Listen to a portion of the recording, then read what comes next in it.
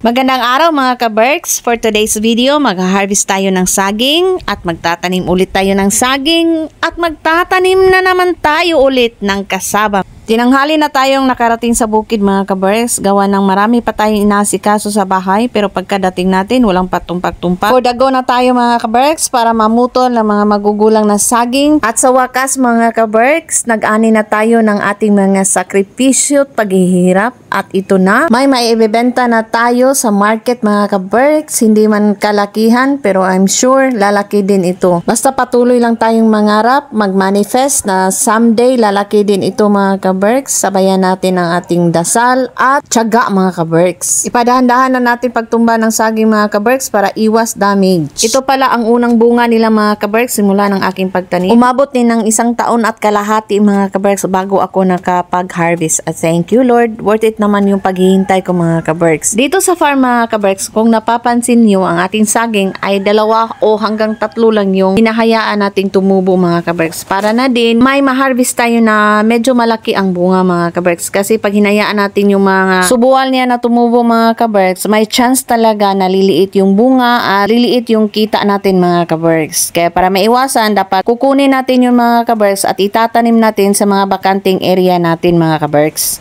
Pagkatapos nating maitumba ang ating saging mga ka-Berks, dapat hindi natin hayaan na nakaganyan lang siya mga ka-Berks. Dapat putulin natin yung pinakapuno niya talaga mga ka-Berks para maiwasan natin na magkasakit ang ating susunod na aanihin mga ka-Berks. Kung napapansin din ninyo mga ka-Berks, ay may tanim din akong niyog. In-intercrop ko lang talaga yung banana mga ka-Berks kasi pang maintenance po ito. Yung income ng aking banana mga ka-Berks ay pang tustos ko sa mga gastusin dito sa farm mga ka-Berks, kagaya ng abono, pampalinis, at saka yung mga konting chichiburitsi sa farm mga ka-Berks, may panggastos tayo dahil sa kita ng ating pagsasaging mga ka-Berks. Alam naman natin mga ka-Berks na ang niyog ay abot ng 10 taon bago ito mamunga. Kaya habang naghihintay ng 10 taon mga ka-Berks, aaliwin muna natin ang ating sarili sa pagtanim at pagharvest ng saging at kahit ano pa na pwede nating pagkakitaan mga ka-Berks. Kaya kayo dyan na may mga malalaking lupain at wala pang tanim hanggang ngayon, advice ko lang po na sana taniman ninyo ng saging at niyog mga ka-Berks. You can never go wrong kung yan ang itatanim niyo mga ka-Berks. Alam niyo kung bakit. Kung sa saging pa lang mga ka-Berks, yung puso ng saging pwede nang gawing ulam. Yung bunga mga ka-Berks, ang dami-dami ninyong pwedeng gawin sa bunga mga ka-Berks na pwede pang negosyo. Yung dahon pwede din ibenta mga ka-Berks. At yung katawan ng saging mga ka-Berks, pwede din natin ipakain ng ating mga baboy, manok at iba pa mga ka-Berks. Yung niyog naman mga ka-Berks, alam naman natin na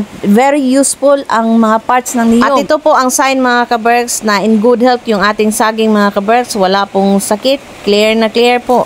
Salamat Lord. And tada! This is it. Pansit. Ito na mga ka-Berks ang ating harvest na saging cardaba. Thank you Lord. Ang gaganda po nila mga ka-Berks. Gawa ng inalaga po natin sila ng husto mga ka-Berks at binigyan ng saktong sustansya. Yung iba mga ka-Berks may hinog na. Pagkatapos natin mag-harvest mga ka-Berks ay magtatanim tayo. Buti na lang andito si Junel at tinutulungan ako magtanim ng saging mga ka-Berks. Nasa 256 po yung itatanim natin mga ka-Berks. Sa pagtatanim ng saging mga ka-Berks, hindi po ito arawan o pakyaw mga ka-Berks. Ang bayad po natin sa bawat tanim mga ka-Berks ay 10 piso ang bawat piraso mga ka-Berks. Pagkatapos nating mag-harvest at magtanim ng saging mga ka-Berks, dadako tayo sa ating susunod na trabaho mga ka-Berks, which is ang pagtatanim ng kamuting kahoy mga ka-Berks. Una nating ginawa mga ka-Berks is ating pinutol muna yung mga sanga ng kamuting kahoy ng 1 dangkal ang haba mga ka-Berks para ating itanim. Ito na ang itsura ng ating itatanim mga ka-Berks. I-distribute na natin ito sa lupang inararo nung 1 araw pa mga ka-Berks. Ito yung paraan ng aking pagtatanim ng kamuting kahoy mga ka-Berks. Una kong ginawa is